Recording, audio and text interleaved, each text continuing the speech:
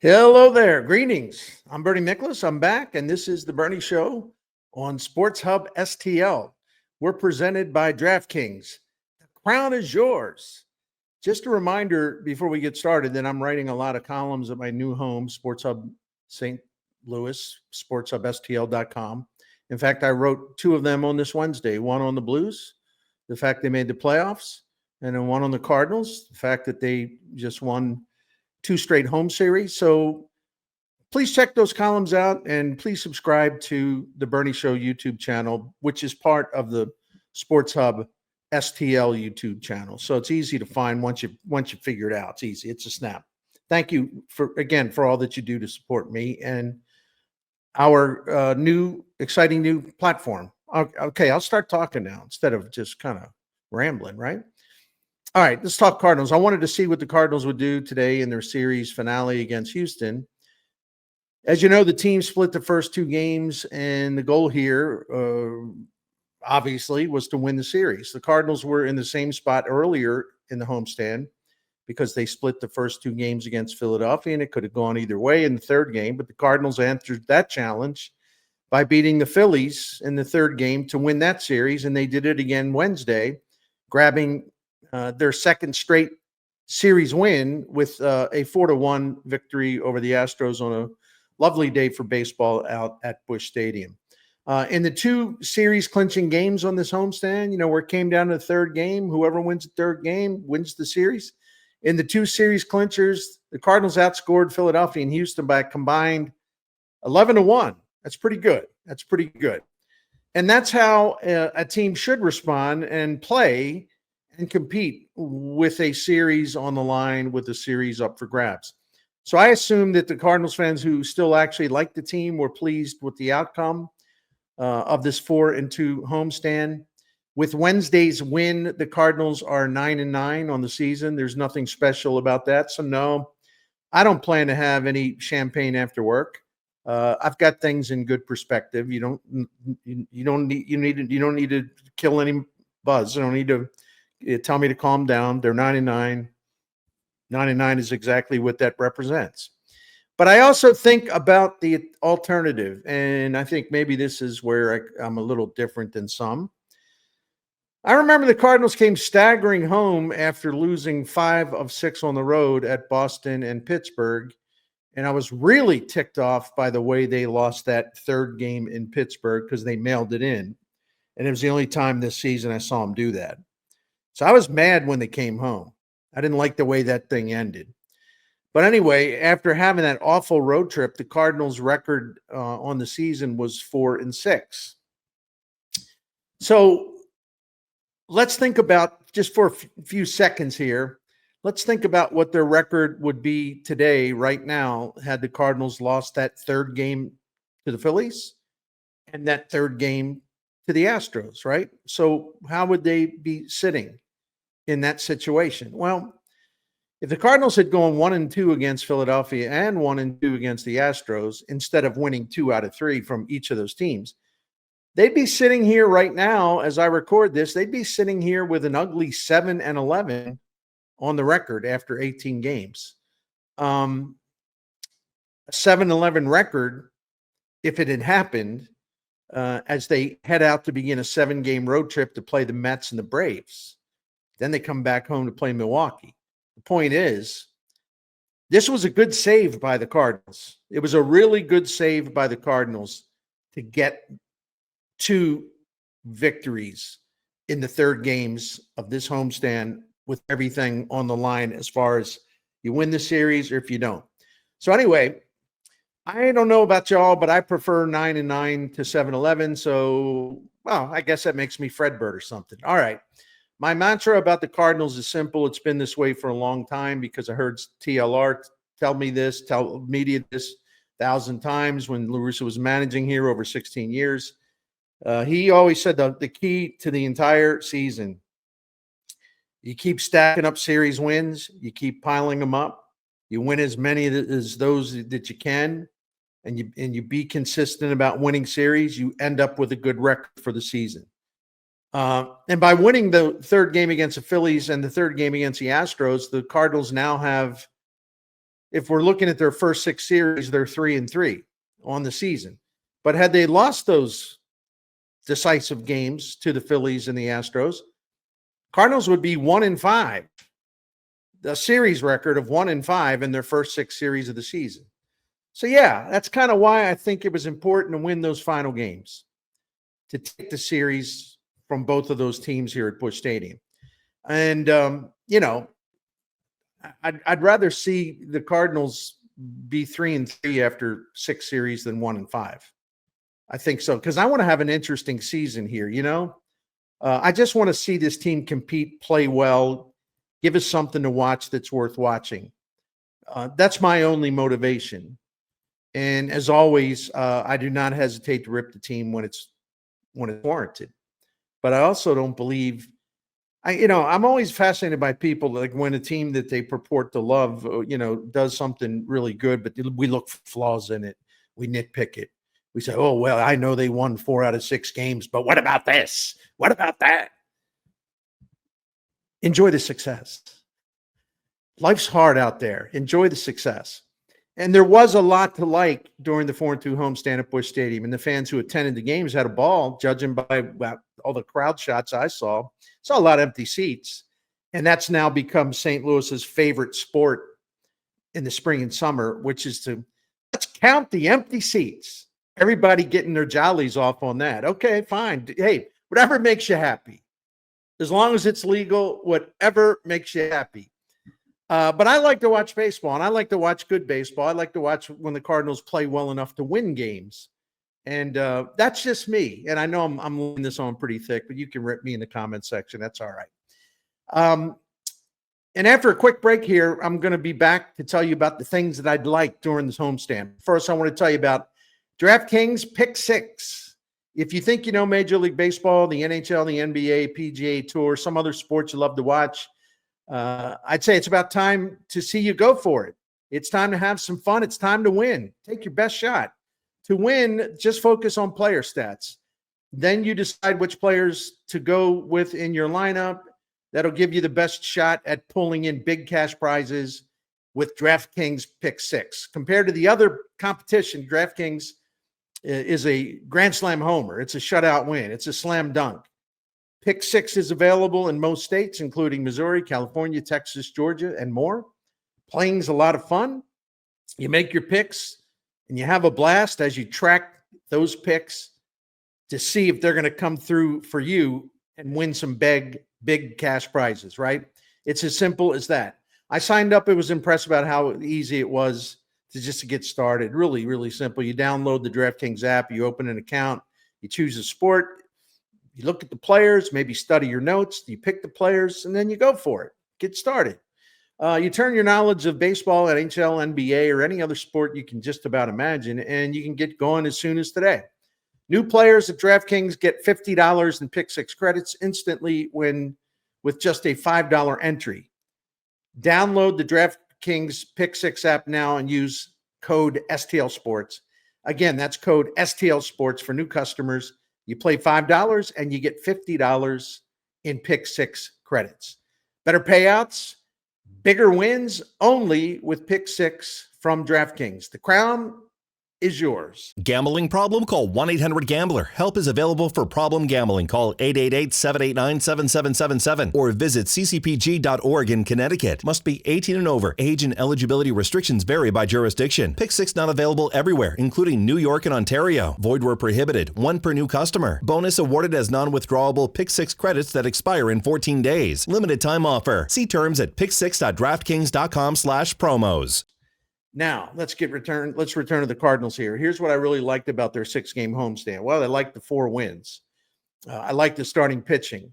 In the 6 games on this homestand, Andre Pallante, Miles Miklasz, Sonny Gray, Eric Fedde, Matthew Liberatore, and Steven Matz, they combined for 36 innings, and they allowed only 5 earned runs.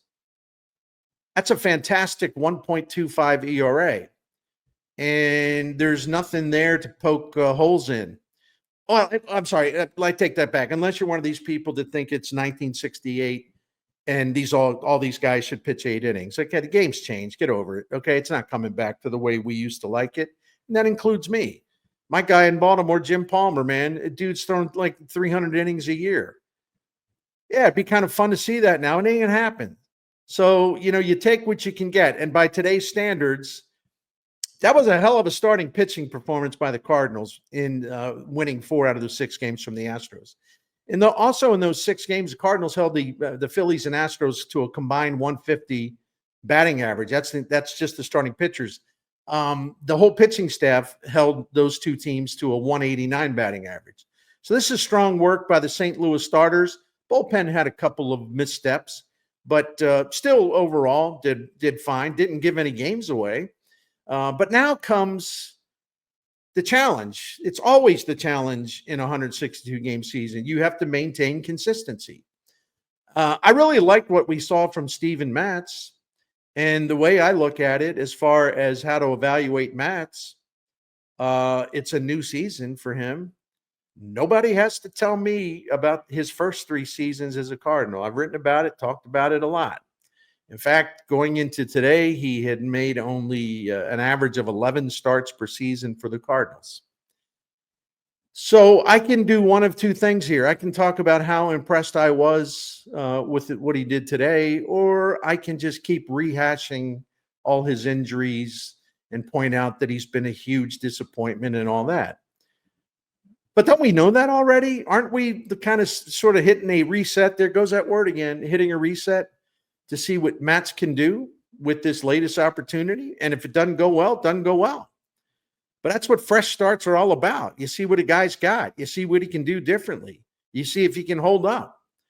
And the Cardinals have converted to a 6-man rotation during a busy schedule. And it's no telling for sure. I asked Ollie Marmol about this earlier in the week. And they're not locked into anything. This is mostly because of a really busy schedule. And he and the pitching coach would like to keep the Cardinal starters on all 6 of these guys on a schedule where they have 5 days off in between starts. Again, go ahead and blast the way baseball is today. I get it. But if you're trying to manage a team now, and this is the best way to do it, and these guys seem to do well when they have that extra day of rest, do it. And if it becomes too much of a load on the bullpen, well, you're gonna have to reverse that. I'll probably do a video on this tomorrow.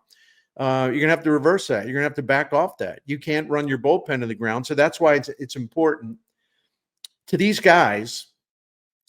A 5-inning start is good as long as you hardly allow any runs. A 6-inning start, that's kind of like the new normal. A 6-inning start represents like a decent number of innings. It's better if you get 7 on occasion. But if you're going with 6 starters, that means 1 less reliever, right? And so that means if your starters are getting knocked out of games early, well, your bullpen's going to have a lot of wear and tear. And I asked Ollie Marmol about it, and he was saying, well, we're better set up this year to kind of use with that shuttle between St. Louis and Memphis. So I'll just leave it at that because there's a lot of other details, but I'll just leave it at that. So Matz made his first start of the season Wednesday. He held the Astros to only 1 run and 2 hits in 5 innings. The Astros could have done more damage in the first inning, but Matz fought his way out of it. Over the 5 innings, he didn't walk anyone, and he struck out 5. Now, I'll take that every time he's out there. And the other thing you just had to love without any of the walks, the Astros sent 18 hitters to the plate, 18 during the 5 innings, and only 2 of them reached base. That's really a terrific start by the lefty. Now, can he keep it up? That's the big question. We'll see. I like that Ryan Helsley rebounded from that terrible blown save in Boston back on April the 6th. He pitched since then. He's had 3 appearances, and he's pitched 3 scoreless innings, and he's gotten 2 saves in the 3 appearances. One of those was he pitched well, but only pitched 1 inning in that game that went 13 innings in Pittsburgh. So he seems to be, even though he's not striking out a lot right now, he seems to be bouncing back from his 1 mishap in Boston. Hey, I liked that 3 of the Cardinals' 4 wins on the homestand came by beating Aaron Nola, Zach Wheeler, and Framber Valdez. That ain't easy to do, but the Cardinals did it. And they didn't like beat up Nola, but they beat up Wheeler and they beat up Valdez. They also made Nola work and work and work. They were grinding out really good at bats, and that's one of the things about this team I really like too. They continue to grind out really good at bats. It's not going to happen every game, and certain pitchers, depending on style, are going to give them difficulty. But they have a good approach at the plate. Okay, I like the fact that the Cardinals batted .293 in the 6 games at home. They started to hit more doubles during this homestand. That's really overdue. I'm a big doubles guy. I understand the obsession with home runs. They're great. But, man, hit a lot of doubles and your offense will be humming. The Cardinals, they weren't consistent offensively on this homestand. They were held to 3 runs or less in 3 of the 6 games. But it's going to happen. Some people are going to pitch very well against you. As the old saying goes, the guys on the other team, they're paid to do this themselves, right? They're getting paid too. It's not just the Cardinals. And sometimes they get the best of you and you tip the cap and you try to do better the next day. So the Cardinals, to repeat, they were held to 3 runs or less in 3 of the 6 games, but they did enough offensively to back up their own pitchers in the other 3 games by scoring 19 runs in the other 3 games. So I kind of like the way they bounced back. When they would have a quiet game offensively, they'd bounce back. I like that. That's a good habit to get into. Hey, I like that Lars Nootbaar continues to be a fantastic leadoff hitter for the Cardinals. In the 4-1 win, the 4-1 winner over the Astros Wednesday, he slammed a game-winning 3-run homer, and he also had 2 walks. Manager Ali Marmol's decision to install Nootbaar as leadoff man came too late. Should have done it last year when Nootbaar was playing. But it's working out splendidly so far early in the 2025 season. Like I said, it's early. Nootbaar, to this point, has got a .422 on base percentage. That's excellent. He's got a .463 slug. That's very good. He's a leadoff man that's given you 3 homers and 10 RBIs, but he's also scored 7 runs. Don't know about you, but that works for me. That works out great for me. I like that Brendan Donovan has stretched his hitting streak to 12 games, did that today against the Astros. And in this Donnie dozen of 12 straight games, he's going 18 for 39. That's a .462 batting average. I like that. Hey, I like the way Jordan Walker is playing defense in right field. I'll leave it at that. He's just a much more confident, sure of himself fielder. And boy, has John Jay done an exceptional job coaching him. And Jordan Walker has done an admirable job of being really, really hungry and determined to play better defense. He's put the time in. And we can see the improvement because of that absolute determination to be a respectable right fielder, because the first 2 seasons were tough to look at. Hey, I've liked what we saw again today from Thomas Saggese, and I've liked seeing Thomas Saggese overall go 10 for 22 since being promoted from Memphis. In Wednesday's game, Saggese singled. That was after Victor Scott II had a bunt single. Then Saggese followed with a single. And that's 2 runners on, and then that set up Nootbaar's 3-run homer. And later on in the game, the rookie Saggese gave the Cardinals a 4th run by doubling home one of his teammates. The question, and I think a lot of you probably are wondering about this, Saggese's been really impressive. I don't care if it's small sample or not. When you get a chance to play, you either do something good or you don't. I mean, Tom, we don't have 500 at bats to analyze Thomas Saggese, but he's looked really, really good, and he's looked good hitting, and he's looked good defensively at multiple positions. This is going to become a thing. If he's doing this, how the heck can the Cardinals send him back to Memphis? I know they probably will, because if they don't, it would mean, I don't know. Well, is Marmol going to send his guy back to Memphis? Is Marmol going to send Michael Ciani to Memphis? That's the question. They're not going to send Gorman to Memphis. They're not going to, like, all of a sudden trade Alec Burleson. It might come down to a Saggese or Ciani thing. And I think we know which way the manager and the front office will go there, right? Even though Victor Scott's playing a hell of a brand of center field. I like Ciani, man, but it just seems like a luxury item to have that. Although there's value in his late inning defense. I just think it's the overall value of that is perhaps exaggerated. I feel bad in a way because I got nothing against Ciani. I like the way he runs. I like the way he fields. He can play small ball. But Thomas Saggese's opened some eyes. He's also a right-handed hitter, which means he can balance out your position players because you got so many left-handed hitters, right? Anyway, we'll see how that develops. I have a feeling which way it's going to go, but we'll see. Hey, I like the fact that Victor Scott has now got 4 bunt singles this season. And his latest, as I mentioned, Wednesday, got the Cardinals setting the table for Nootbaar's big 3-run home run. Hey, I like the fact that the Cardinals are 8-4 at Busch Stadium so far this season. Now they're going to have to go out and show they can win on the road because their first road test was an absolute failure. I like the fact of knowing that no team does this 100% of the time because there's just various things that happen during the season. Yeah, athletes get tired too. But I like knowing that this Cardinals team will go out and go all out and play with a lot of energy and an edgy competitiveness and play with hunger, whether the fans show up or not. They're blocking all that stuff out. They just want to play great baseball for the fans that come out there and the fans who watch them on TV. Finally, I could talk about things that I don't like as much or I didn't like about the homestand, but that works better on another day. At this moment, they're coming off. They just completed a 4-2 homestand, and a lot of good things happen, and I think that's worthy of praise.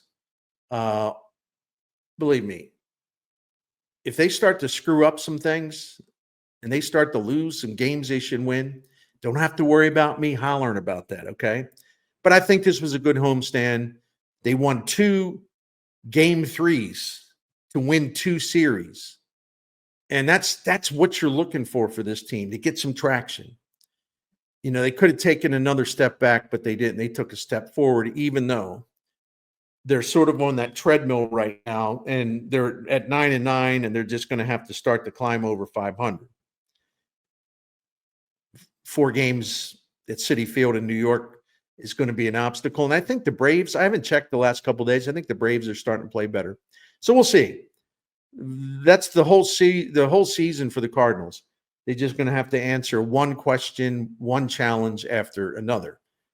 This time, it was good. After the next 6 games, I should say 7 games, 4 at New York, 3 at Atlanta. After the next 7 games on the road, well, we can reevaluate.